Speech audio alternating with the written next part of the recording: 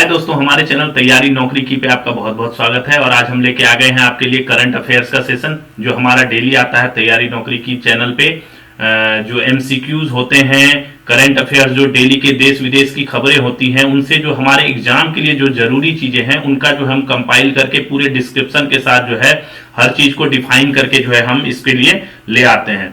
इसका जो है पीडीएफ जो है वो इसके लिंक जो है इसका डिस्क्रिप्शन में डाला हुआ है। ठीक है, डिस्क्रिप्शन में इसका लिंक डाला हुआ है, आप वहां से जाके जो है डाउनलोड कर सकते हैं पीडीएफ को। और आप हमारे चैनल को लाइक कर दीजिए और सब्सक्राइब कर दीजिए, जिससे आपको जो भी वीडियो हम डालें तो अपडेट उसको आपको इमीडिएटली जो है वो मिलते रहे। तो चलिए हम इसकी शुरुआत करते हैं अपने सेशन की। हम देखते हैं आज का अपना पहला क्वेश्चन हमारा क्या है।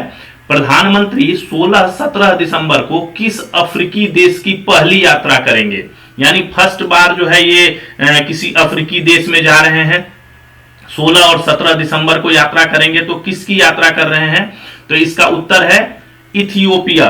ये जो ख है इसका, ये ख इसका उत्तर है, इथियोपिया की यात्रा करेंगे प्रधानमंत्री श्री नरेंद्र मोदी, है ना। प्रधानमंत्री कौन है भारत के? श्री नरेंद्र मोदी जी जो हैं, ये किसकी यात्रा करेंगे?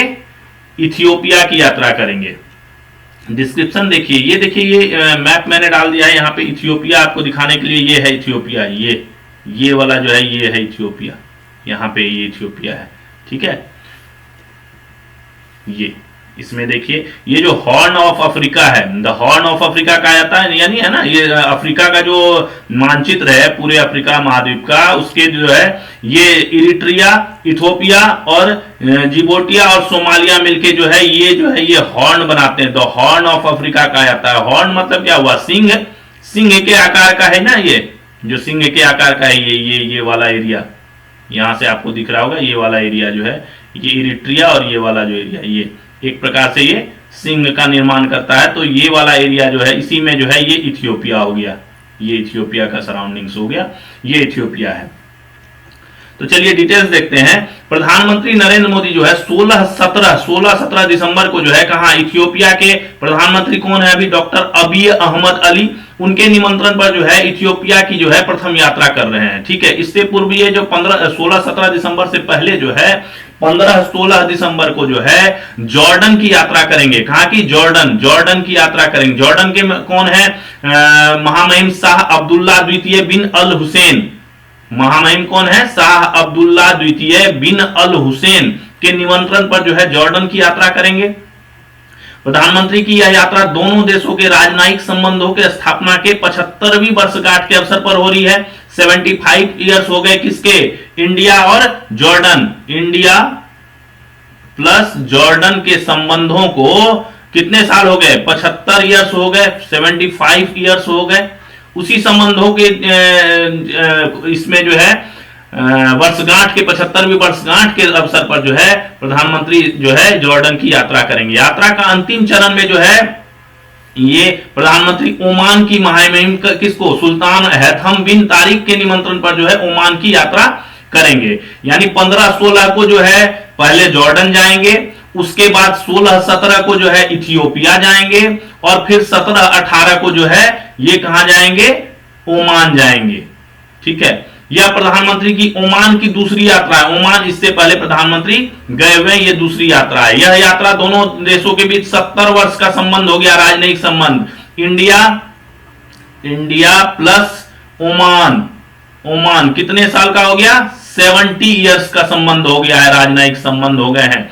इसी के अवसर पर जो है प्रधानमंत्री इनकी यात्रा कर रहे हैं। इससे पहले जो है 2023 में जो है ओमान के महामहिम जो है सुल्तान जो है वो यहाँ की अपना भारत की यात्रा किया था इन्होंने। वर्तमान में अफ्रीका की हम बात करें तो हम अभी इथियोपिया की बात हो रही है, तो इथियोपिया के बारे में थोड़ा सा जो है हम इसको जान लेते हैं।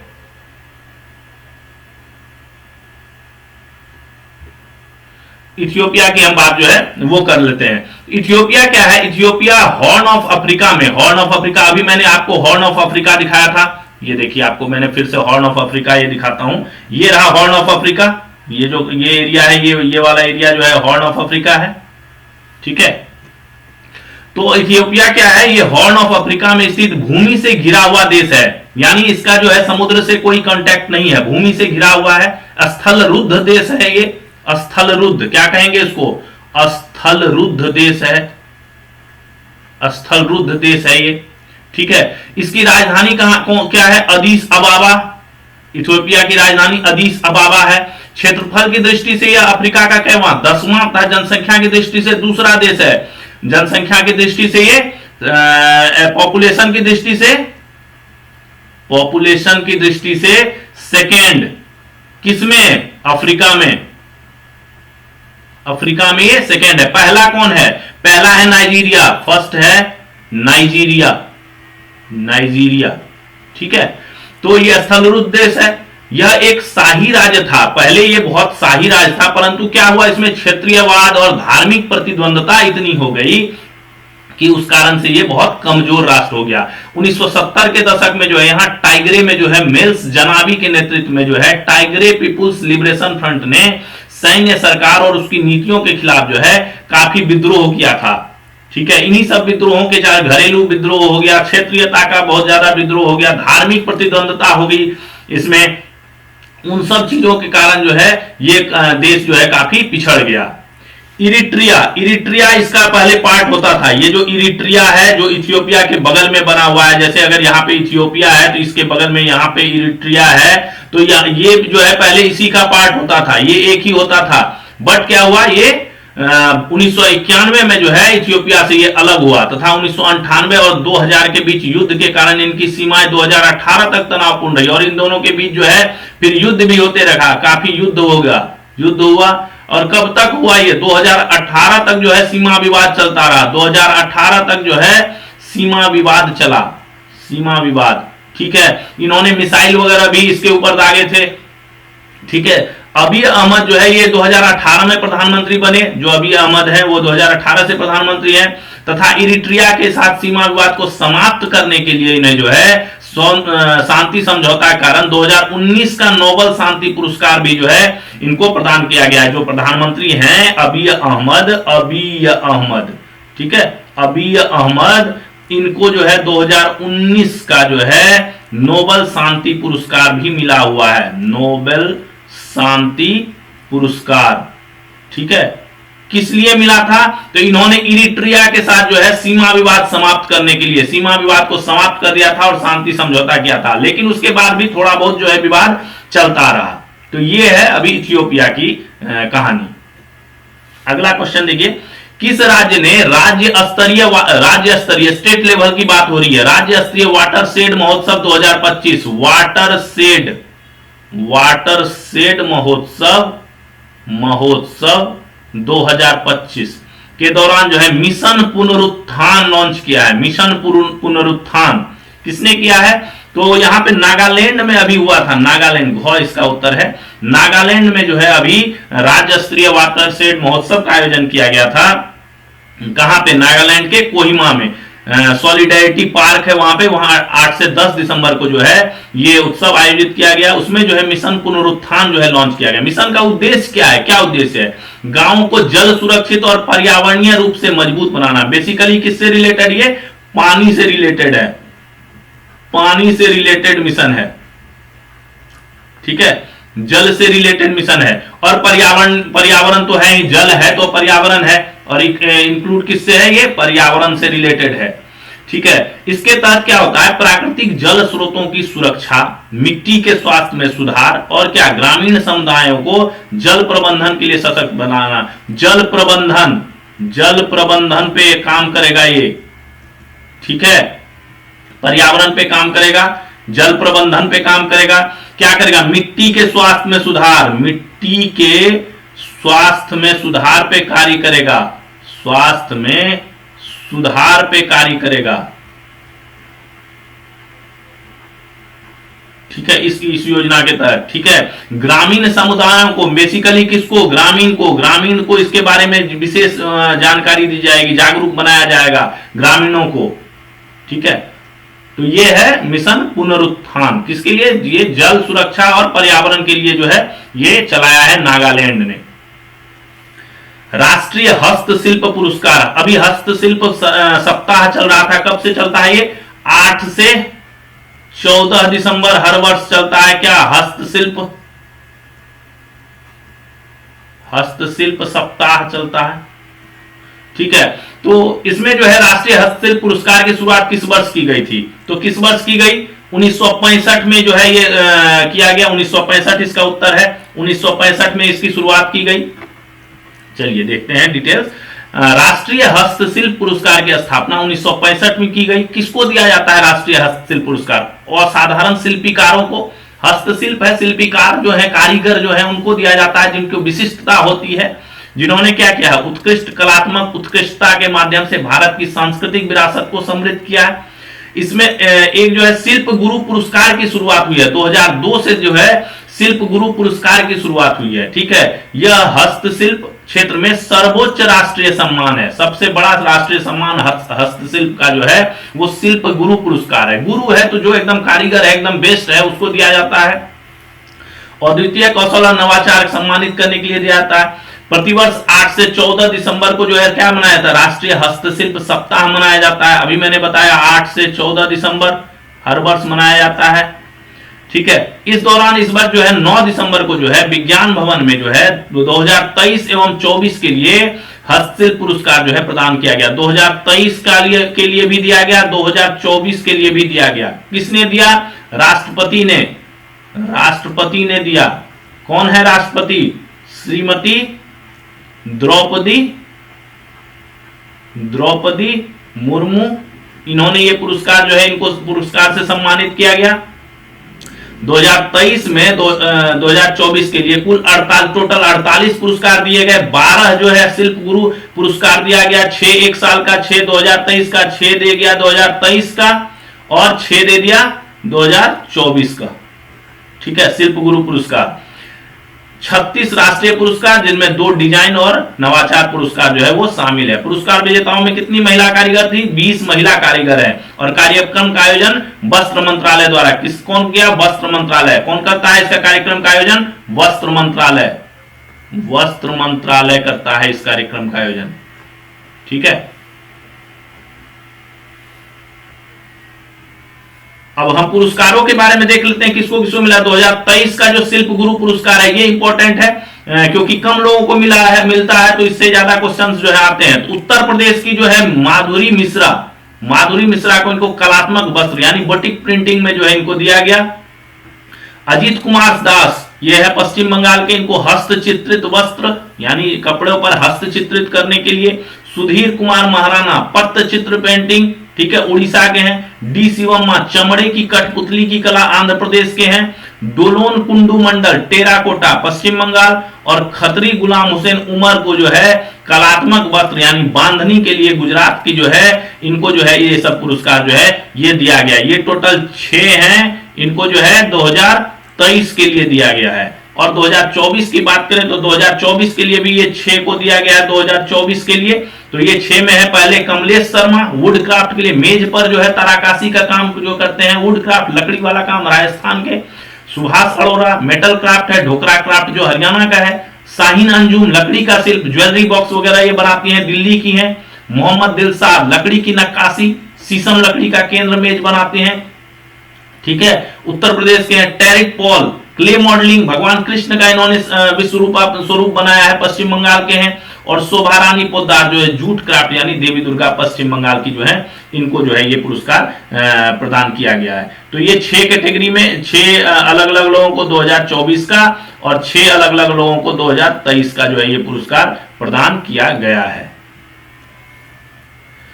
अगला क्वेश्चन है, किस राज्य के बंदरगाह पर देश का पहला इलेक्ट्रिक ग्रीन टग का निर्माण शुरू किया गया है? इलेक्ट्रिक ग्रीन टग का जो है निर्माण किया गया है।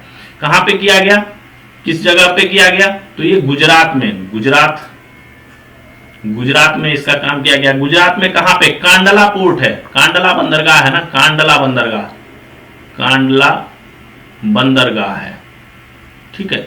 यहीं पे जो है दीनदयाल पोर्ट, इसका नाम अभी चेंज कर दिया गया, इसी का नाम बदल के कर दिया गया है, दीनदयाल पोर्ट कर दिया गया, तो दीनदयाल पोर्ट अथॉरिटी जो है, डीपीए, दीनदयाल पोर्ट अथॉरिटी प्राधिकरण जो है, यहीं पे जो है पहला इलेक्ट्रिक ग्रीन टग का निर्माण कार्य शुरू किया। टग क्या है? खींचने वाली मशीन, खींचने वाली मशीन, पुलिंग है ना, पुलिंग जिससे करते हैं, बड़े बड़े चीजों को जो खींच के लाते हैं। तो इसी में ग्रीन ट्रांजिशन प्रोग्राम चलाया गया था, उसके तहत ये बनाया गया है ग्रीन ट्रक ट्रांजिशन प्रोग्राम। इसमें क्या है? आधुनिक तकनीक शामिल होगी, जिसका उद्देश्य क्या होगा? उत्सर्जन को कम करना, ईंधन का कम खपत, और क्या, प्रदर्शन को बेहतर बनाना। 60 टन की पुल क्षमता है इसकी, पुलिंग क्षमता। अभी मैंने बताया ना, ये खींचने वाली मशीन को कहा जाता है टग, है ना। शून्य कार्बन उत्सर्जन, कार्बन उत्सर्जन नहीं होगा क्योंकि ग्रीन है ये, अपना ग्रीन एनर्जी से चलेगा ये। उन्नत नेविगेशन, इसमें नेविगेशन सिस्टम भी, और उच्च ऊर्जा दक्षता होगी। यह टग संचालन लागत को क्या कम करेगा? कम करेगा। जैसे कहीं से किसी चीज को लाना है तो उसमें पहले जो ईंधन बहुत ज्यादा खपत होता था तो लागत उसकी बढ़ती थी। संचालन लागत, जो ट्रांसपोर्टेशन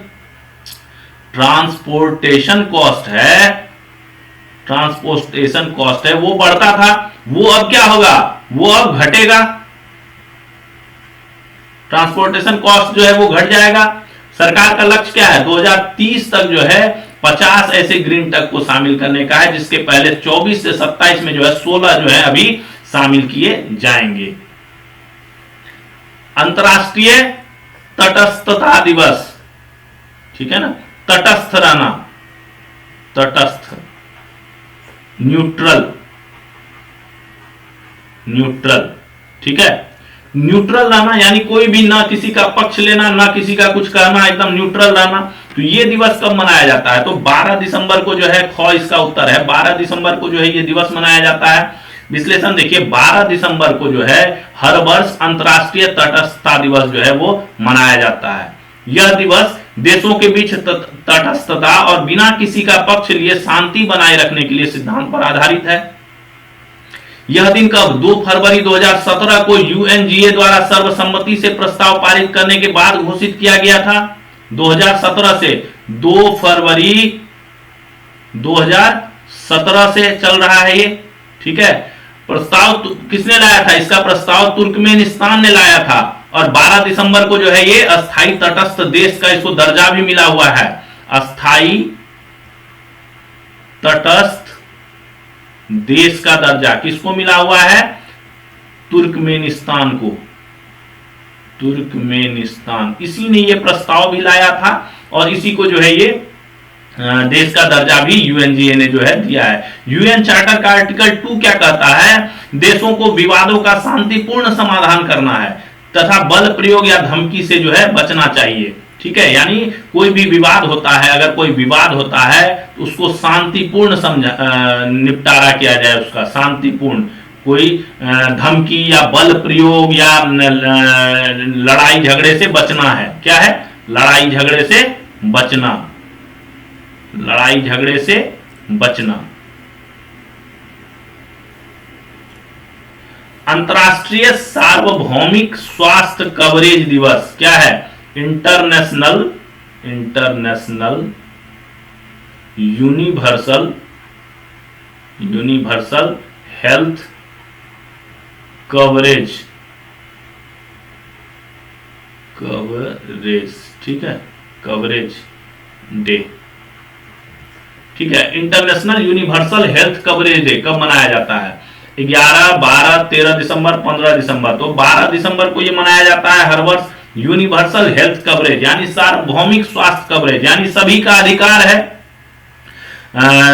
सस्ता स्वास्थ्य जो है वो सबका अधिकार है ना, किफायती स्वास्थ्य सेवा सर्विस जो है वो सबका अधिकार है। गुणवत्ता, क्वालिटी एंड जो है किफायती स्वास्थ्य सेवा जो है वो सबका अधिकार है। तो 12 दिसंबर को जो है, 12 दिसंबर को हर वर्ष जो है ये अंतर्राष्ट्रीय सार्वभौमिक स्वास्थ्य कवरेज दिवस जो है ये मनाया जाता है। International universal health coverage day जो है मनाया जाता है। इसमें गुणवत्तापूर्ण और किफायती स्वास्थ्य सेवा पर किसी का विशेषाधिकार नहीं है, बल्कि यह हर व्यक्ति का क्या है? अधिकार है। इस तथ्य को स्मरण दिलाने के लिए यह दिवस मनाया जाता है। इस वर्ष का इस दिवस का थीम रखा गया unaffordable health cost, we are sick of it. यानी अगर स्वास्थ्य खर्चा आजकल बहुत ज्यादा बढ़ रहा है, बहुत ज्यादा स्वास्थ्य खर्चों में कितनी बहुत ज्यादा वृद्धि हुई है, छोटे से छोटे इलाज कराने आप जाओ तो काफी ज्यादा पैसे लग जाते हैं, तो अनएफोर्डेबल हो रहा है आम आदमी के लिए, आम आदमी के लिए ये क्या हो रहा है, अनएफोर्डेबल, अनएफोर्डेबल हो रहा है। ठीक है, आम आदमी के लिए स्वास्थ्य सेवाएं जो है उसी को किफायती करने के लिए, लोगों की पहुंच तक लाने के लिए जो है, उसी के लिए जागरूकता करने के लिए सब दिवस जो है ये मनाया जाता है। 12 दिसंबर 2017 को जो है यूएन ने जो है इसको ऑफिशियली इस डे को जो है घोषित किया और ये जो है उस दिन से मनाया जाता है। 2017 से, कब से, 2017 से मनाया जाता है। देश में न्यायिक आदेश में पहली बार चैट जीपीटी का संदर्भ किस हाईकोर्ट के द्वारा लिया गया था, यानी चैट जीपीटी, चैट जीपीटी, ठीक है, chat GPT, AI, relate to AI, है ना। तो न्यायिक आदेश में यानी कोर्ट के ऑर्डर देने में, कोर्ट ऑर्डर देने में इसका संदर्भ लिया गया था, रेफरेंस, रेफरेंस लिया गया था किसको, एआई ऑब्लिक चैट जीपीटी का रेफरेंस लिया था, मतलब पूछा गया था उससे कि ये इस संदर्भ में क्या चीज हो सकता है। ठीक है, हालांकि उसको उसमें नहीं लिया गया, आदेश में उसका वो नहीं किया गया, बट संदर्भ लिया गया, रेफरेंस लिया गया था। गुजरात हाईकोर्ट, पंजाब हरियाणा हाईकोर्ट, नई दिल्ली हाईकोर्ट, पटना हाईकोर्ट। तो उत्तर इसका क्या है, पंजाब एवं हरियाणा हाईकोर्ट। किसने किया था, पंजाब एवं हरियाणा हाईकोर्ट। वर्ष 2023 की बात है, 23 में पंजाब एवं हरियाणा हाईकोर्ट के जस्टिस होते थे अनूप चितकारा। उन्होंने एक जमानत आदेश के जो बेल ऑर्डर था उसमें पहली बार एआई टेक्स्ट जनरेटर का जो है इन्होंने संदर्भ लिया था। उन्होंने अंतरराष्ट्रीय न्याय शास्त्र की तुलना के उद्देश्य से चैट जीपीटी से सवाल पूछा था कि ऐसी परिस्थिति में अन्य देशों में जमानत मानदंड कैसे निर्धारित होते हैं, यह सवाल पूछा था। एक बेल का ऑर्डर देना था, जमानत का ऑर्डर देना था, बेल ऑर्डर था, उसमें यह पूछा गया कि इस ऐसी परिस्थिति में, ऐसे कंडीशंस में और कंट्री क्या करती है, और कंट्री का जो न्याय शास्त्र है वो क्या कहता है, और कंट्री जो है बेल के कैसे मानदंड रखा है, बेल मानदंड के बारे में इसने जो है क्वेश्चंस पूछे थे। यह सिर्फ विश्व भर में प्रचलित कानूनी दृष्टिकोण को समझने का एक प्रयास था। मैंने कहा ये आदेश में ऐसा कुछ इससे कंसल्ट का नहीं है, ये सिर्फ एक था क्या ना, प्रयास था, किस लिए, कानून दृष्टिकोण को समझने, इंटरनेशनल कानून को, लॉ को जो है समझने का प्रयास था, है ना। सर्वोच्च न्यायालय ने क्या किया है, सर्वोच्च न्यायालय और उसके अधीनस्थ अदालतों में एआई टूल्स के विकास, अपनाने और तैनाती को गति देने हेतु सुझाव बताने के लिए एआई समिति का गठन किया है। एक एआई कमिटी गठन किया गया है, एआई कमिटी का गठन किया गया है, कमिटी का गठन किया गया है। इसके माध्यम से क्या होगा, एआई के जरिए न्यायपालिका में जो है बड़े बदलाव किए जाएंगे। समिति की अध्यक्षता कौन कर रहे हैं, सुप्रीम कोर्ट के जस्टिस हैं पीएस नरसिम्हा, वो करेंगे। समिति के सदस्य में पंजाब एवं हरियाणा हाईकोर्ट के जो जस्टिस अनूप चितकारा है, जिन्होंने सबसे पहली बार एआई का जो है सहारा लिया था, वो मध्य प्रदेश हाईकोर्ट के चीफ जस्टिस है संजीव सचदेवा, वो केरल हाईकोर्ट के जस्टिस राजा विजया राघवन बीके, और कर्नाटक हाईकोर्ट के जस्टिस है सूरज गोविंद राज। इन्होंने जो है ये समिति में सदस्य हैं। कमेटी क्या करेगी, एआई के माध्यम से अदालतों की कार्यप्रणाली को क्या करने, तेज, पारदर्शी और अधिक कुशल बनाने के जो है क्या करेगी, उपाय देगी, ये उपाय बताएगी। ठीक है, फास्ट, ट्रांसपेरेंट, ठीक है, फास्ट और ट्रांसपेरेंट कैसे बनाया जाए और अधिक कुशल कैसे बनाया जाए, इसके उपाय बताएगी। देश की दूसरी सबसे बड़ी कॉमर्शियल वाहन बनाने वाली कंपनी कौन सी है, सेकेंड की बात हो रही है, सेकेंड, दूसरी सबसे बड़ी कमर्शियल वाहन बनाने वाली कंपनी कौन है, तो पता है आपको कौन है, तो इसमें दूसरे नंबर पे है अशोक लीलैंड। कौन है, अशोक लीलैंड, ये है फर्स्ट नंबर पे है टाटा मोटर्स। महिंद्रा एंड महिंद्रा है फोर्थ पे, VI कॉमर्शियल जो है ये थर्ड पे, ठीक है। और दूसरे नंबर पे कौन है, अशोक लेलैंड सेकंड, ठीक है। ये देखिए उत्तर में है ना अशोक लेलैंड। तो इसका डिटेल्स देखिए, देश के मध्यम एवं भारी कमर्शियल व्हीकल में 32% की हिस्सेदारी है इसकी, कितनी है, 32% की हिस्सेदारी है। अशोक लीलैंड भारत की दूसरी सबसे बड़ी कमर्शियल वाहन निर्माता कंपनी है। फर्स्ट स्थान पर कौन है, टाटा मोटर्स। स्थापना कभी 1948 में, 1948 में स्थापना हुई थी। स्वतंत्रता सेनानी थे रघुनंदन शरण, उन्होंने अपने दिवंगत बेटे अशोक के नाम पर चेन्नई में अशोक मोटर्स को, पहले इसका नाम होता था अशोक मोटर्स, अशोक मोटर्स नाम था इसका, ठीक है। शुरुआत में ये क्या करती थी, ऑस्टिन कार की असेंबलिंग करती थी। British Austin car, Austin car का क्या करती थी, ये असेंबलिंग, असेंबलिंग करती थी, ठीक है। 1950 में क्या हुआ, ब्रिटेन के लीलैंड से साझेदारी का ट्रक बनाने का जो है, साझेदारी कर जो है ट्रक बनाने का इन्होंने जो है कार्य शुरू किया। 1950 से ये ट्रक बनाने का काम शुरू किया। उसी टाइम किससे साझेदारी की, लेलैंड से, लेलैंड, लेलैंड, ठीक है। उसी से नाम हो गया इसका क्या, अशोक लेलैंड, अशोक लेलैंड, ठीक है, तभी से नाम हो गया। कंपनी ने वित्तीय वर्ष 25 में अब तक कितने 3383 करोड़ का लाभ कमाया है। टोटल 2025 का इसका प्रॉफिट, 2025 का प्रॉफिट है इसका 3383 करोड़, ठीक है। एक टाइम 2021 की बात है, 2021 के आसपास में जो है ये घाटे में चल रही थी, घाटे में चल रही थी, ठीक है, 2021 में। और 2025 में ये जो है 3383 करोड़ का जो है लाभ कमाई है। इसकी मार्केट कैपिटल अभी 93,000 करोड़ रुपए है और दुनिया की चौथी बस निर्माता कंपनी है।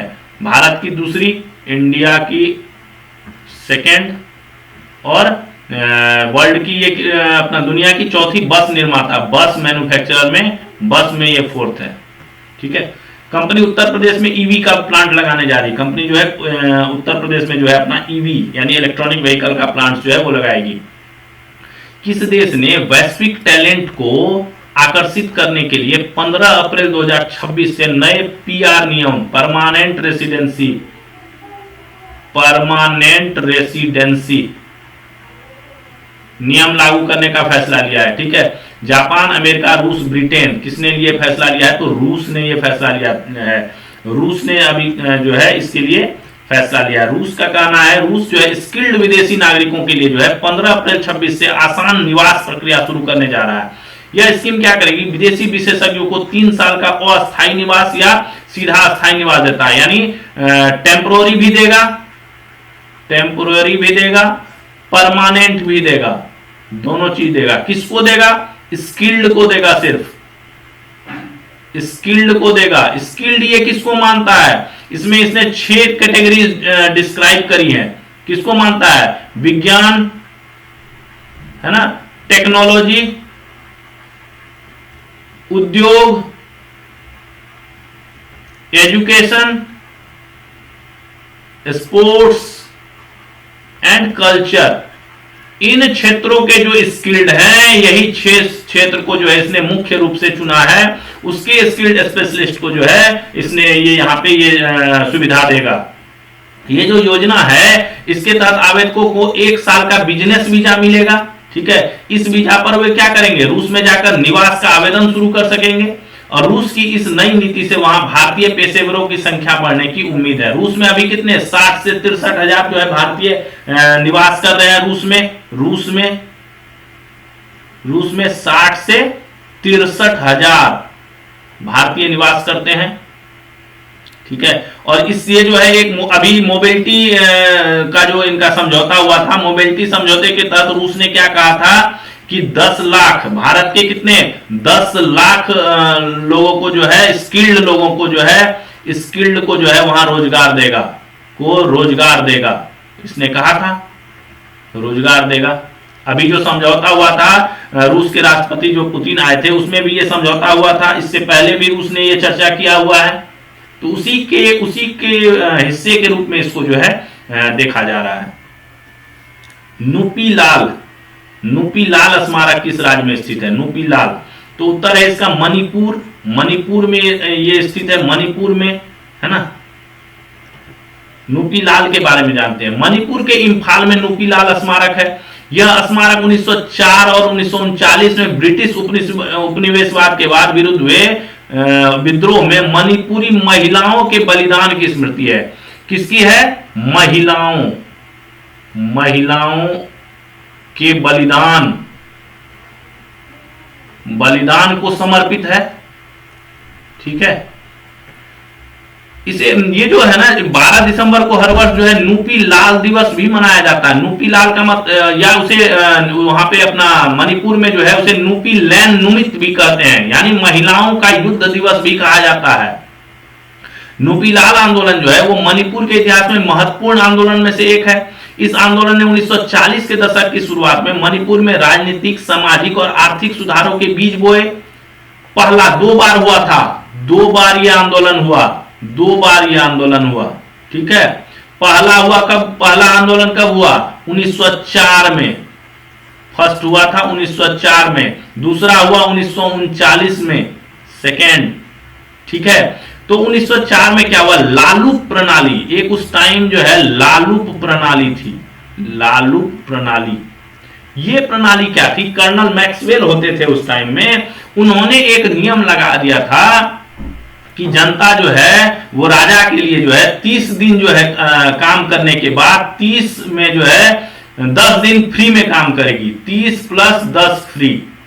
30 दिन तो वो काम ही करेगी और उसके बाद 10 दिन जो है राजा के लिए फ्री काम करेगी, यानी उसको जो है पैसा नहीं दिया जाएगा। इसी के विरोध में जो है वहां की महिलाओं ने जो है काफी आंदोलन किया था। इसमें काफी महिलाओं की जान भी गई थी। ठीक है। बाद में इस प्रणाली को जो है बंद कर दिया गया, बाद में इसको बंद कर दिया गया, क्लोज कर दिया गया। दूसरा आंदोलन जो हुआ महिलाओं का 12 दिसंबर 1939 में शुरू हुआ। इसमें क्या था? महिलाओं ने चावल के निर्यात पर तत्काल प्रतिबंध लगाने की मांग की। ठीक है। चावल के निर्यात को बढ़ा दिया गया था। तो यहां क्या हो गया था? बढ़ा दिया गया तो क्या हो गया? यहां पे खाने के लिए अनाज कम पड़ गए, निर्यात बढ़ गया तो खाने के लिए अनाज कम पड़ गया। तो उसी के विरुद्ध जो है महिलाओं ने जो है आंदोलन किया। इसमें भी काफी महिलाओं की जान गई थी, काफी महिला जो है शहीद हुई थी। ठीक है। तो ये 2 आंदोलन थे, उसी की स्मृति में जो है ये नुपी लाल स्मारक बना गया है मणिपुर के इम्फाल में। और यहाँ पे 12 दिसंबर को जो है हर वर्ष जो है नुपी लाल दिवस जो है वो मनाया जाता है।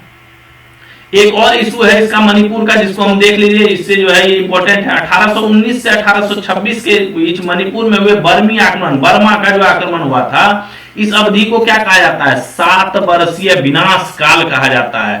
इंपॉर्टेंट है ये क्वेश्चन, 1-2 बार आया हुआ भी है, एसएससी में ने पूछा है, यूपीएससी में भी ये क्वेश्चन आया है। 7 वर्षीय विनाश काल जो है वो किस अवधि को कहा जाता है, या ये किस जगह पे किसके आक्रमण, मणिपुर में किसका आक्रमण से संबंधित है? तो ये बर्मा का आक्रमण से संबंधित है। इसमें बर्मी सैनिकों ने क्या किया था? काफी लूटपाट मचाया था। लगभग कितना? 5.5 लाख, 5.50 लाख जो है मणिपुरियों को जो है मार दिया था। ठीक है। तो ये आक्रमण जो बर्मा का था ये बहुत क्रूर आक्रमण था, एक क्रूर आक्रमण। और इसको 7 वर्षीय विनाश काल भी जो है कहा जाता है। देश में डिजिटल माध्यम से पहली जनगणना डिजिटल सेंसस कब किस वर्ष कराई जाएगी? तो 27 में कराई जाएगी डिजिटल सेंसस। कब कराया जाएगा? 27 में। भारत में पहली डिजिटल जनगणना कब? 27 में की जाएगी। भारतीय जनगणना विश्व की सबसे बड़ी प्रशासनिक और सांख्यिकी कार्य योजना है। ठीक है। 2 चरणों में आयोजन होगा, 2 चरण होंगे। कितने चरण होंगे? 2 चरण में होगा। पहला चरण में अप्रैल से सितंबर 26 के बीच क्या होगा? पहले घरों का गिनती होगा, घरों की गिनती होगी। फिर क्या होगा? फिर व्यक्तियों की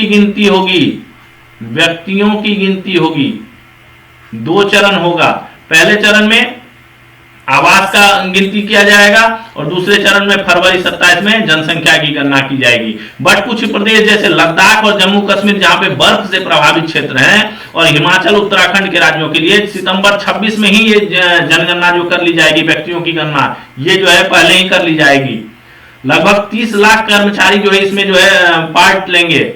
ठीक है, डेटा का संग्रह जो है किससे होगा, मोबाइल एप्लीकेशन का उपयोग करके किया जाएगा डेटा कलेक्शन।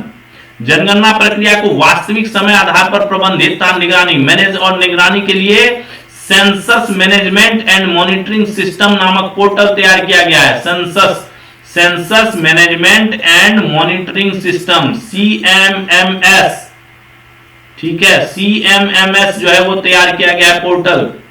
प्रभारी अधिकारियों के लिए house listing block creator web application भी तैयार किया गया है। जनता को स्वयं गिनती का विकल्प भी दिया गया है। सेल्फ काउंटिंग का विकल्प रहेगा इसमें। सेल्फ आप अपना जो है डाटा खुद भी भर सकते हैं। इस जनगणना में जाति गणना को भी शामिल किया गया है। जाति गणना जो है कास्ट सेंसस भी होगा, जाति काउंटिंग भी होगी। और जनगणना 2027 कब की है, देश की 16वीं और स्वतंत्रता के बाद की 8वीं जनगणना है, जो किसके तहत संचालित होती है, जनगणना अधिनियम 1948 और जनगणना नियमावली 1990 के तहत जो है ये दोनों संचालित होती है। तो 2027 में 26 से ये अप्रैल 26 से ये कार्यक्रम शुरू होगा और 27 में जो है ये पूरा कर लिया जाएगा। हर तरह की जनगणना को इसमें शामिल किया गया है इस बार। और जनगणना बनाने के बाद डेटा को इस फॉर्म में देने का है, डेटा को इस फॉर्म में देने का है जो सभी डिपार्टमेंट के लिए, जो सभी डिपार्टमेंट के लिए सुलभ हो, के लिए सुलभ हो। ठीक है, सुलभ हो, इजी एक्सेस हो उस फॉर्मेट में और टेक्नोलॉजी का प्रयोग करके दिया जाएगा। एशिया के सबसे पुराने स्टॉक एक्सचेंज कौन, BSE, बॉम्बे स्टॉक एक्सचेंज कौन है, बॉम्बे स्टॉक एक्सचेंज ने ग्रामीण क्षेत्रों में कहा, रूरल एरिया में म्यूचुअल फंड की पहुंच बढ़ाने तथा भारत के नागरिकों को वित्तीय रूप से जागरूक और सशक्त बनाने हेतु किस विभाग के साथ समझौता किया है। MOU साइन हुआ है, मेमोरेंडम ऑफ अंडरस्टैंडिंग किसके साथ, क्या करने के लिए, ग्रामीण विभाग में, ग्रामीण क्षेत्रों में, ग्रामीण एरिया, रूरल एरिया में म्यूचुअल फंड की पहुंच को बढ़ाने के लिए, ठीक है, किसके साथ किया है, तो भारतीय स्टेट बैंक, विद्युत विभाग, भारतीय डाक विभाग, ग्रामीण विकास विभाग, किसके साथ किया, तो भारतीय डाक विभाग के साथ जो है ये समझौता हस्ताक्षर किया है। ठीक है, देश में वित्तीय समावेशन को मजबूत करने और निवेश उत्पादों तक पहुंच बढ़ाने की दिशा में एक बड़े कदम के रूप में जो है संचार मंत्रालय भारत सरकार के डाक विभाग को एशिया के सबसे पुराने exchange BSE plus India post आप याद रखिए, याद रखने के लिए इन्होंने समझौता किया है। किस लिए किया है, रूरल एरिया में म्यूचुअल फंड निवेश बढ़ाने के लिए। ठीक है, ये 2025-26 में बजट में भी इसकी घोषणा की गई थी, जिसमें यह कहा गया था कि ग्रामीण और अर्ध शहरी क्षेत्रों में आर्थिक गतिविधि के उत्प्रेरक के रूप में कौन है, भारतीय डाक का विशाल नेटवर्क है, उसका लाभ उठाकर जो है वित्तीय समावेशन को मजबूत किया जाए। इस समझौते से भारतीय डाक अपने विशाल डाक नेटवर्क के माध्यम से क्या करेगी, म्यूचुअल फंड उत्पादों के वितरक के रूप में कार्य करने में सक्षम होगी, जिससे ग्रामीण, अर्ध शहरी और पिछड़े क्षेत्रों के नागरिकों को महत्वपूर्ण रूप से लाभ होगा। समझौते के तहत जो है जो डाक कर्मचारी होंगे, सेलेक्टेड डाक कर्मचारी, उनको जो है म्यूचुअल फंड डिस्ट्रीब्यूटर के रूप में ट्रेनिंग और सर्टिफिकेशन दिया जाएगा। जो अपना डाक कर्मचारी होंगे, डाक स्टाफ जो होंगे, उनको जो है ट्रेनिंग दी जाएगी, सर्टिफिकेट दिया जाएगा और वो क्या हो जाएंगे, MF डिस्ट्रीब्यूटर के तौर पे भी काम करेंगे। ठीक है, यह समझौता 12 दिसंबर 25 से अगले 3 साल तक के लिए वैध रहेगा। 11 दिसंबर 2028 तक वैलिड रहेगा ये समझौता। चलिए अब देखते हैं वो क्वेश्चंस जो हमें जानना जरूरी है। पंजाब के न्यू चंडीगढ़, पंजाब का न्यू चंडीगढ़ एरिया है, मोहाली के पास पड़ता है ये, मोहाली, ठीक है। वहां पे एक मुल्लापुर जगह है, वहां पे महाराजा यादवेंद्र सिंह जो है, Yadavendra Singh international cricket stadium में जो है युवराज सिंह और हरमनप्रीत कौर, युवराज सिंह भारत के बल्लेबाज है जो है युवराज सिंह उनका, और हरमनप्रीत कौर कौन है, महिला क्रिकेट टीम कैप्टन के नाम पर जो स्टैंड का जो है नामकरण किया गया है। स्टैंड का उद्घाटन जो है, इसका जो है स्टैंड बनाया गया है, ठीक है। युवराज सिंह और कौन, हरमनप्रीत कौर के नाम पे स्टैंड बनाया गया है पंजाब में।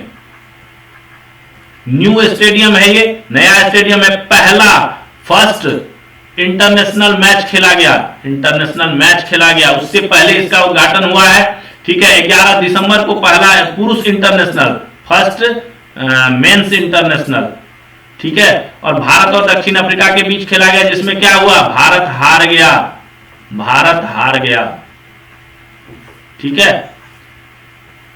इससे पहले जो है, जो पंजाब के मुख्यमंत्री हैं भगवंत मान, उन्होंने इसका उद्घाटन किया इस स्टैंड का, और पंजाब सरकार ने हरलीन अमनजोत और हरमनप्रीत को 11 लाख रुपए भी दिए, और मुनीस बाली को जो है 5 लाख रुपए जो है वो प्रदान किया वर्ल्ड कप में विशेष प्रदर्शन के लिए।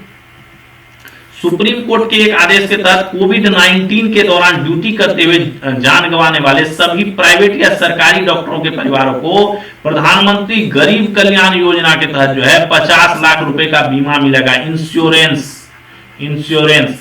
अभी बॉम्बे हाईकोर्ट ने क्या कहा था, बॉम्बे हाईकोर्ट का एक फैसला आया था, उसमें इन्होंने जो है प्राइवेट डॉक्टर्स को मना कर दिया था, इस इंश्योरेंस का लाभ देने से मना कर दिया था, ठीक है। उस पे सुप्रीम कोर्ट ने जो है नया ऑर्डर जारी किया, और इसके ऑर्डर को जो है खारिज करते हुए जो है बोला कि सभी प्राइवेट और सरकारी डॉक्टरों को जो है, उनके परिवारों को जो है प्रधानमंत्री गरीब कल्याण योजना के तहत जो है 50 लाख रुपए का बीमा का लाभ जो है प्रदान किया जाएगा। भारत की पहली हाइड्रोजन फ्यूल सेल से चलने वाली पैसेंजर बोट को जो है वाराणसी के नमो घाट से 11 दिसंबर को रवाना किया गया। पहला पैसेंजर बोट है जो हाइड्रोजन फ्यूल सेल से चलता है। यह नाव कोचिन शिपयार्ड में केंद्र सरकार की हरित नौका योजना के तहत तैयार की गई है।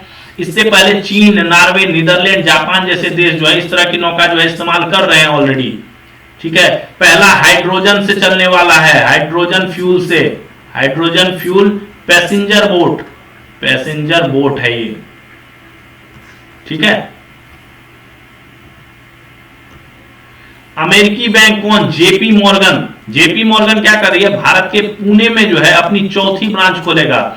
9 साल से ये प्रयास में थी कि देश में अपना विस्तार करे, लेकिन 9 साल बाद जो है इसको जो है देश में विस्तार के लिए आरबीआई ने जो है मंजूरी दी है। अभी ये पुणे में अपना इंडिया का 4th ब्रांच जो है वो खोलेगा। बैडमिंटन एशिया टीम चैंपियनशिप 3 से 8 फरवरी 26 को कहां, चीन में खेली जाएगी। महिलाओं की टीम की कमान कौन है, 2 बार के ओलंपिक मेडलिस्ट पीवी सिंधु, और पुरुष टीम की कमान कौन संभालेंगे, लक्ष्य संभालेंगे, ठीक है। अगला देखिए,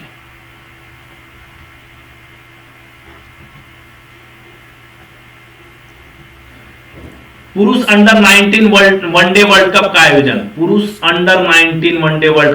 जो है 15 जनवरी से 6 फरवरी 2026 के बीच कहां पे होगा, नामीबिया और जिम्बाब्वे में खेला जाएगा।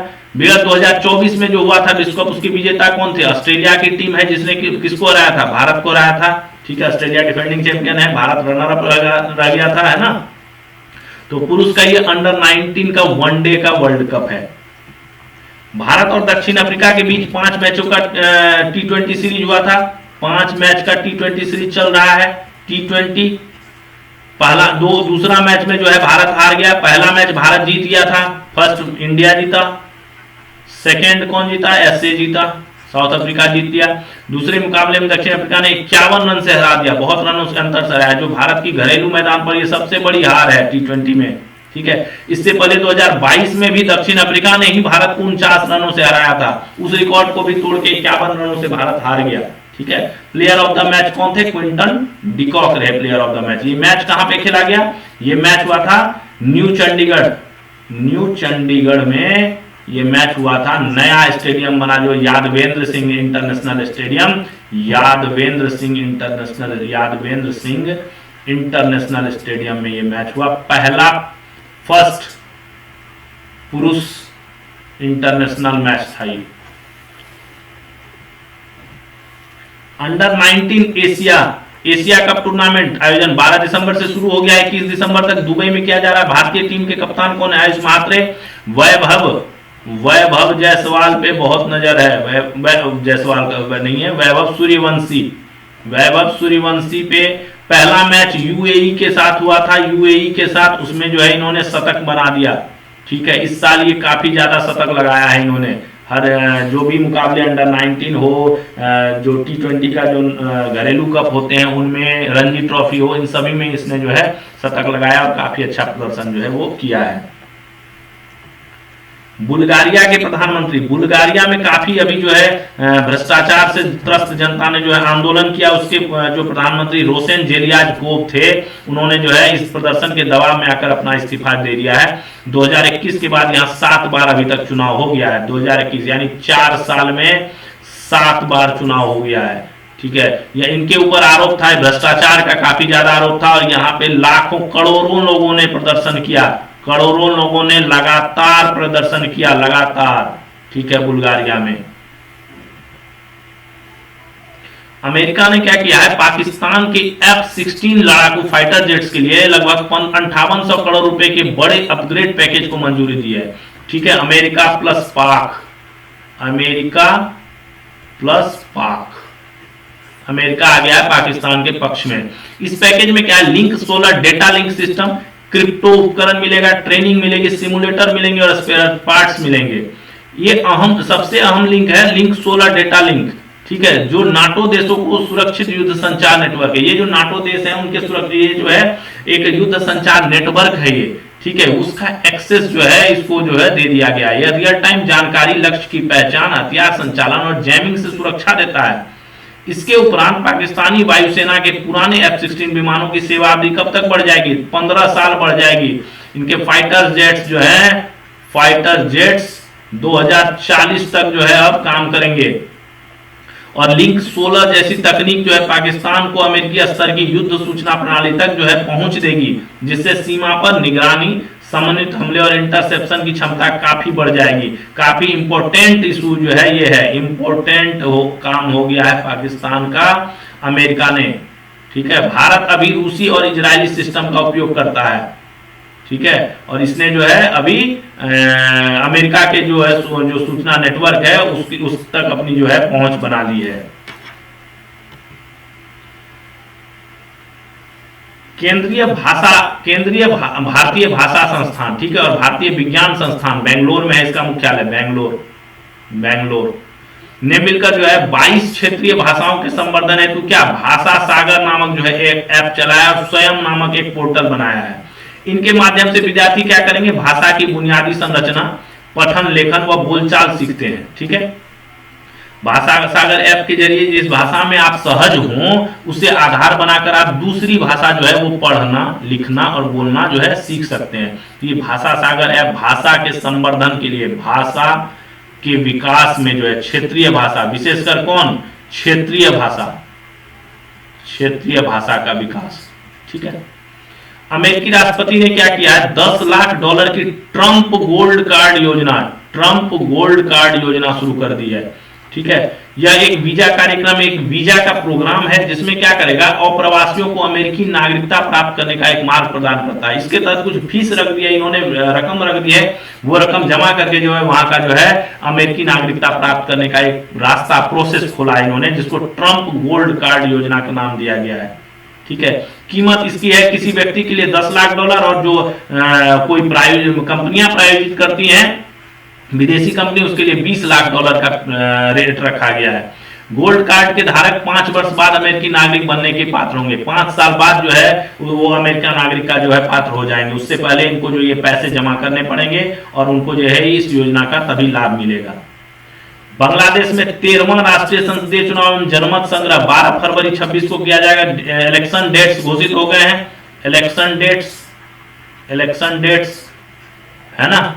1971 के बाद पहली बार है कि दोनों का एक ही दिन हो रहा है। 71 के बाद पहली बार शेख हसीना की कौन आवामी लीग को प्रतिबंधित कर दिया गया। शेख हसीना पर जो है फांसी का जो है सजा सुना दिया गया है। उसकी जो ये है उनका जो दल है आवामी लीग, उस पर जो है प्रतिबंध रेस्ट्रिक्शंस लगा दिए गए हैं। और अभी जो लाइन में है वो कौन है, पूर्व सीएम जो है खालिदा जिया, उनकी बीएनपी और जमाते इस्लामी और आंदोलनकारी छात्रों की एनएसपी पार्टी, ये तीन जो है अभी लाइन में, तीन अभी पार्टी है। ठीक है, शेख हसीना की पार्टी अभी बैंड है। भारत सरकार ने कोयले के निर्बाध, कुशल और पारदर्शी उपयोग के लिए कोयला लिंकेज की नीलामी नीति को मंजूरी दी है। कोयला लिंकेज मतलब हुआ कि किसी कोयला का जिस कंपनी को उपयोग होता है, जिस कंपनी को जरूरत है, उस कंपनी को दूसरे कंपनी से जो है खरीदने का, लिंक करने का जो है प्रक्रिया, वही कोयला लिंकेज कहलाता है। इस नीति में क्या है, किसी भी औद्योगिक उपयोग और निर्यात के लिए कोयले का उपयोग करने हेतु कोल सेतु नामक एक जो है नई विंडो बनाई गई है, कोल सेतु। ठीक है, इसके अनुसार कोयले की आवश्यकता वाला कोई भी घरेलू खरीदार लिंकेज नीलामी में भाग ले सकता है। जो नीलामी होगी उसमें भाग लेने के लिए इसमें फ्री कर दिया गया है। ठीक है, एक कोल सेतु नाम से, ये भी एक लिंकेज की ही प्रक्रिया थी, एक दूसरे कंपनी को जोड़ती थी, जिसके तहत क्या होता था, जिस कंपनी को कोयले की आवश्यकता है वो दूसरी कंपनी से जो है कोयला ले सकता था। बट अब जो नीलामी में भी ये भाग ले सकते हैं। कोल सेतु जो है एक विंडो बना दिया इन्होंने। केंद्र सरकार ने केंद्रीय बजट 25-26 में क्या राष्ट्रीय मखाना बोर्ड बनाया था।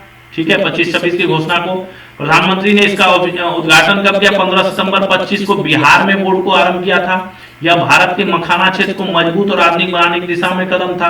सरकार ने इस पहल का समर्थन करने के लिए 25-26 से 2030-31 के लिए कितना 476 करोड़ के खर्च के साथ मखाना के विकास के लिए केंद्रीय क्षेत्र की स्कीम को स्वीकृति दी है। यह स्कीम अनुसंधान और नवाचार, गुणवत्तापूर्ण बीज उत्पादन, किसानों की क्षमता बढ़ाने, बेहतर कटाई और कटाई के बाद के तरीके, मूल्य संवर्धन, ब्रांडिंग, मार्केटिंग और गुणवत्ता नियंत्रण, निर्यात प्रोत्साहन सभी पे काम करेगी। अभी पहली इसकी बैठक भी आयोजित हुई दिल्ली में आयोजित हुई। ठीक है, राष्ट्रीय मखाना बोर्ड की। तो मखाना को बढ़ावा देने के लिए जो है 25-26 से 2030-31 तक के लिए जो है 476 करोड़ रुपए जो है वो खर्च करने का जो है प्रावधान जो है रखा गया है और इसके तहत जो है समिति जो है बनाई गई है। स्टार्टअप इंडिया पहल चल रहा है भारत सरकार का स्टार्टअप को बढ़ावा देने के लिए। 3 योजनाएं मेन चलाती हैं इसके अंतर्गत। कौन? Fund of funds for startup, FFS, startup India seed fund scheme और credit guarantee scheme for startups. ये जो पहला वाला है इसको वेंचर कैपिटल निवेश को प्रोत्साहन देने के लिए स्थापित किया गया था, जो FFS है, fund of funds for startups जो है, ठीक है, निवेश को प्रोत्साहित करने के लिए। और इसे भारतीय लघु उद्योग विकास बैंक, कौन, सिडबी द्वारा चलाया जाता है। जो स्मॉल इंडस्ट्रियल बैंक जो है, डेवलपमेंट बैंक, जो भारतीय प्रतिभूति और विनिमय बोर्ड सेबी में जो है पंजीकृत अल्टरनेटिव इन्वेस्टमेंट फंड को पूंजी देता है, जो इसके बदले स्टार्टअप में निवेश करता है। इसके थ्रू जो है ये निवेश होता है।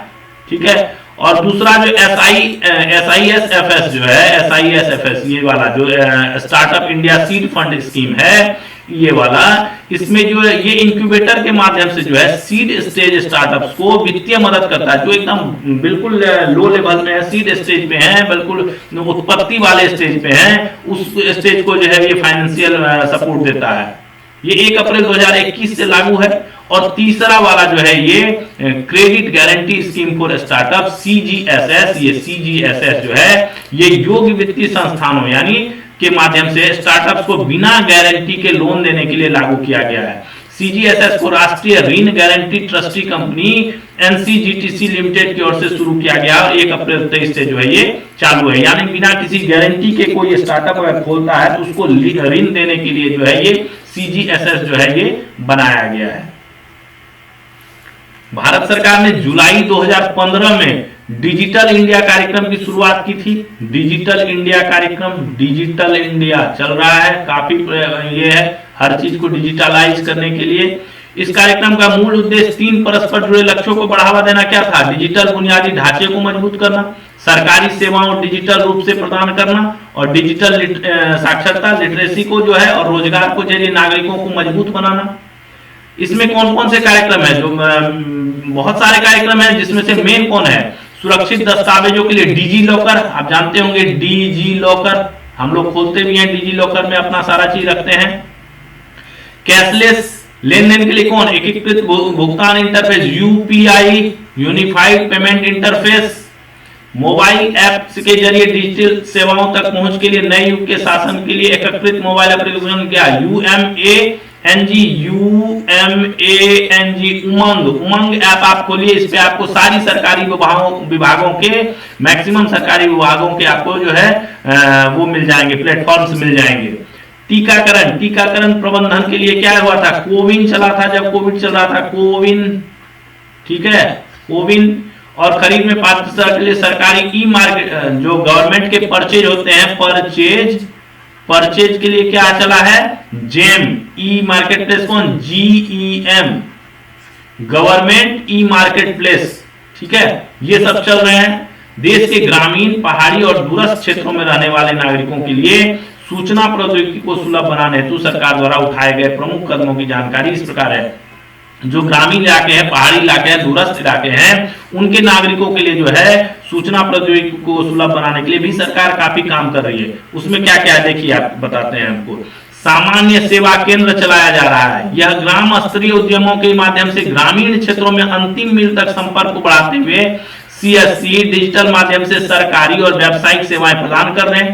CSC के जरिए 800 से अधिक सेवाएं प्रदान की जा रही हैं। अक्टूबर 25 तक देश भर में कितने ग्रामीण और शहरी क्षेत्रों में 5.67 लाख CSC कार्यरत हैं, जिनमें से 4.41 लाख CSC जो है ग्राम पंचायत स्तर पर कार्यरत है। CSC सामान्य सेवा केंद्र, ठीक है ना, CSC common service centre, common service centre, ठीक है, काफी CSC आपको अपने आसपास मिल जाएंगे ग्रामीण क्षेत्रों में जो है।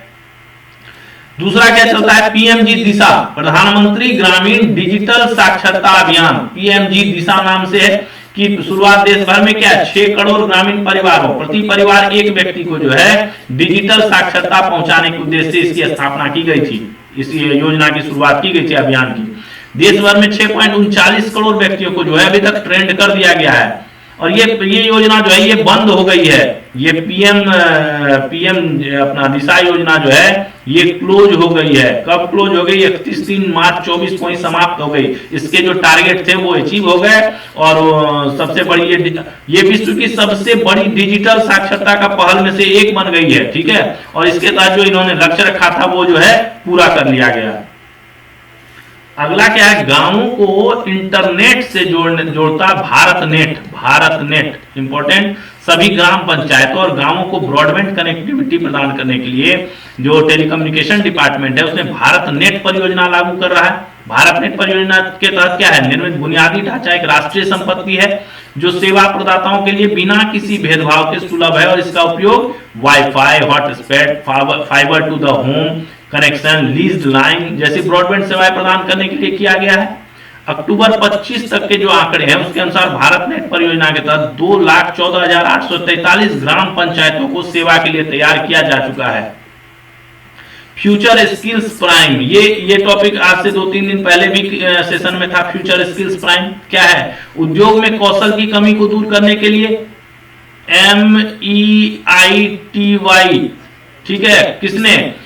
MEITY जो इलेक्ट्रॉनिक्स एवं सूचना प्रौद्योगिकी मंत्रालय, ministry of electronics and information technology, ठीक है, वो उसने जो है national association of software and services company NASSCOM जो है, नेस्कॉम नेस्कॉम, ठीक है, के सहयोग से फ्यूचर स्किल्स प्राइम कार्यक्रम जो है वो शुरू किया है, ठीक है।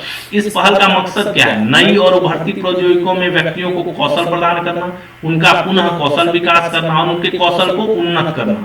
फ्यूचर स्किल्स प्राइम कार्यक्रम के तहत क्या है, प्लेटफॉर्म पर 500 से अधिक पाठ्यक्रम उपलब्ध हैं और 200 से अधिक डिजिटल दक्षता ट्रेनिंग कार्यक्रम जो है वो अवेलेबल है। इसके अलावा जो एनआईसी के तहत जो है, जो MITY ने जो है, MEITY जो इलेक्ट्रॉनिक्स एंड सूचना प्रौद्योगिकी मंत्रालय है, उसने राष्ट्रीय सूचना केंद्र NIC नेशनल इंफॉर्मेशन सेंटर जो है उसके देश भर में राज्य और जिला स्तर पर जो है सेंटर्स बनाए हैं। और ये राज्य और जिला केंद्र जो है विभिन्न राज्य एवं जिला सरकारी कार्यालयों को विभिन्न ICT अनुप्रयोगों के विकास और कार्यान्वयन में लगातार मार्गदर्शन और सहायता करते हैं। तो ये सारे जो प्रयास थे वो सारे ग्रामीण क्षेत्रों में, दूर दराज क्षेत्रों में, पिछड़े क्षेत्रों में डिजिटल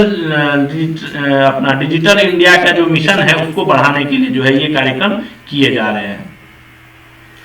क्लाउड सेवा होता है ना, गूगल क्लाउड का आप लोग यूज करते हैं ना, क्लाउड पे हम ऐसी चीजें रख देते हैं जिसमें हमें जो जरूरत की नहीं होती है क्लाउड पे हम उसको डाल देते हैं। जैसे हमें उसमें कोई भी रैम या किसी भी चीज की जरूरत नहीं है, और जब हमें जरूरत होगी या हार्ड डिस्क या किसी चीज की जरूरत नहीं है और जब हमें जरूरत होती है तो उस हिसाब से हम उसका उपयोग करते हैं। तो भारत सरकार का भी जरूरत होता है, सरकारी डिपार्टमेंट्स का भी जरूरत होता है, तो उनकी जरूरतों को पूरा करने के लिए जो है डिजिटल इंडिया पहल के तहत जो है राष्ट्रीय क्लाउड व्यवस्था भी बनाई गई है।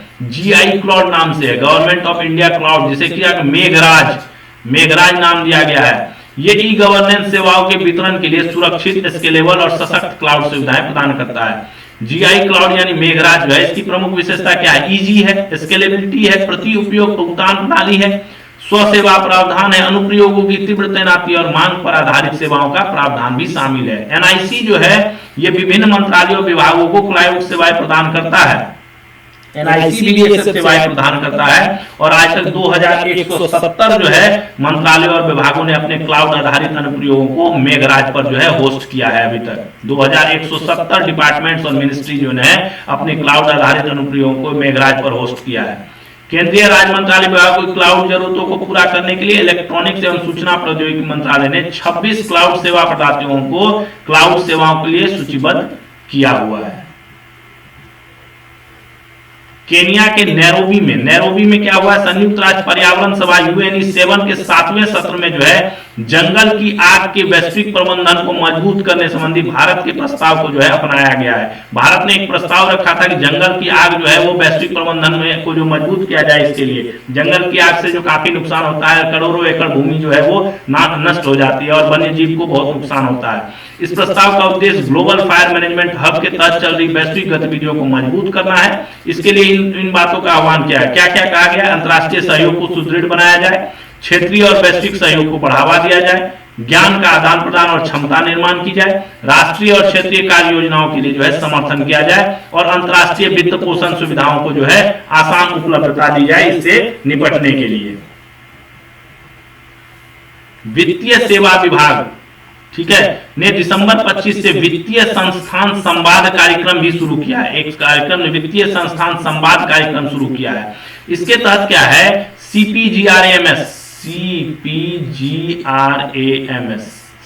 ग्राम्स, ठीक है, ये क्या है, शिकायत का एक प्लेटफॉर्म है, शिकायत दर्ज कराने का। इस पोर्टल पर जो है प्राप्त शिकायतों के आधार पर चयनित संगठनों के साथ बैठकें आयोजित की जाती है। पहले चरण के रूप में इस प्रक्रिया के लिए गैर बैंकिंग वित्तीय कंपनियों का चयन किया गया है। वित्तीय सेवा क्षेत्र में शिकायत निवारण ढांचे को और बेहतर बनाने के लिए वित्तीय सेवा विभाग जो है ये प्रतिबद्ध है। वित्तीय सेवा विभाग जो है फाइनेंस से रिलेटेड जो पोर्टल CP ग्राम पोर्टल पे जो शिकायत आएंगी सरकारी विभागों के, उनको जो है ये डील करेगा, ठीक है, और इसके साथ जो है बैठक करके जो है इसका फैसला जो है निपटारा करेगा।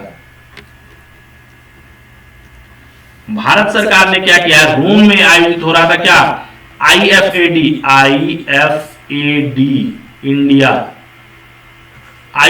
इंडिया डे कार्यक्रम में जो है ग्रामीण विकास, महिला सशक्तिकरण और जलवायु लचीली कृषि के क्षेत्र में देश की उल्लेखनीय उपलब्धियों को प्रभावशाली ढंग से प्रदर्शित किया है। यह आयोजन अंतर्राष्ट्रीय कृषि विकास कोष जो है IFAD क्या हुआ, international fund for agriculture development, international fund for agricultural development, इसके तहत जो है इसके साथ भारत की दीर्घकालिक सफल एवं विश्वासपूर्ण साझेदारी का उत्सव था।